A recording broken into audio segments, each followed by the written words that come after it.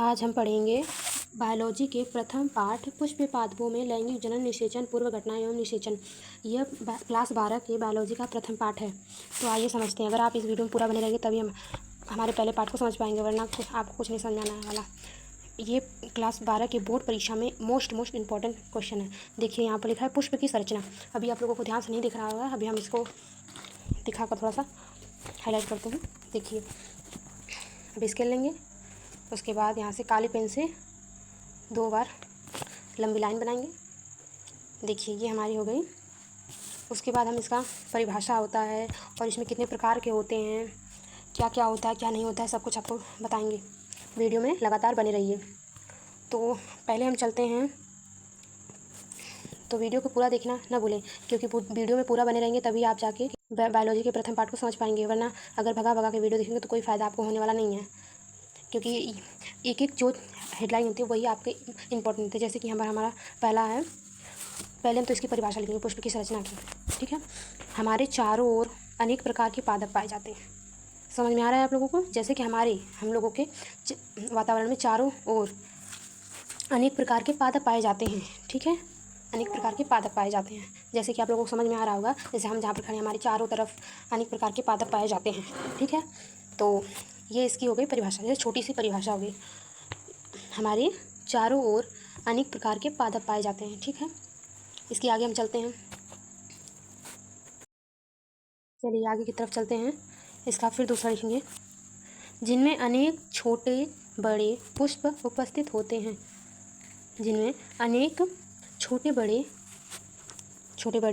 पुष्प उपस्थित होते हैं। समझ रहे हैं? जैसे कि हमारे चारों ओर अनेक प्रकार के पादप पाए जाते हैं, जिनमें अनेक प्रकार के छोटे बड़े पुष्प पाए जाते हैं। जैसे कि हम कह सकते हैं कमल का पुष्प होता है जो बड़ा होता है, पर एक चमेली का फूल होता है जो छोटा होता है। उसी प्रकार से हमारे चारों ओर छोटे बड़े पुष्प उपस्थित होते हैं। ठीक है, छोटे बड़े पुष्प पाए जाते हैं। अभी हमको ध्यान देना पड़ेगा कुछ बातों का। ठीक है,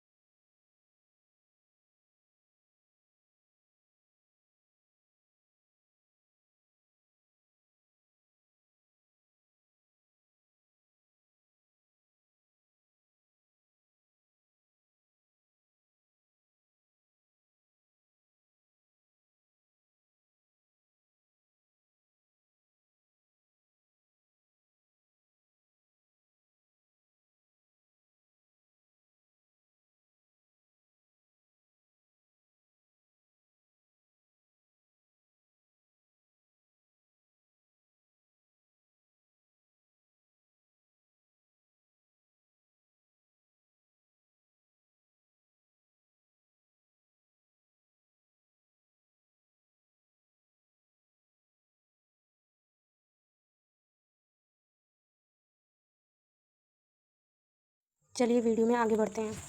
तो हमारा पहला जो हेडिंग है वो है दलपुंज। दलपुंज किसे कहते हैं अभी हम आपको आगे चल के बताएंगे। दलपुंज जैसे कि क्लक्सिक, यह पुष्प का सबसे बाहरी प्रथम चक्र है। जैसे ये पुष्प का जो होता है, जैसे पुष्प जो होता है बीच में कुछ होता है, उसके बाद जैसे क्या उसका निषेचन करने वाला होता है, बगल में पत्ते वगैरह होते हैं, उसे हम कहते हैं पुष्प के बाहर, मतलब यह पुष्प का सबसे बाहरी प्रथम चक्र है। ठीक है, उसके बाद हम कहेंगे इनकी इकाइयों में बादल कहते हैं। इनकी इकाइयों को बाह्यदल कहते हैं। जो इनकी इकाइयाँ होती हैं उन्हें हम बाह्यदल कहते हैं। ठीक है, आप लोग को समझ में आ रहा है? ये हमारा कर रहे हैं इसलिए क्योंकि ये बहुत ज़्यादा इंपॉर्टेंट होता है। ठीक है,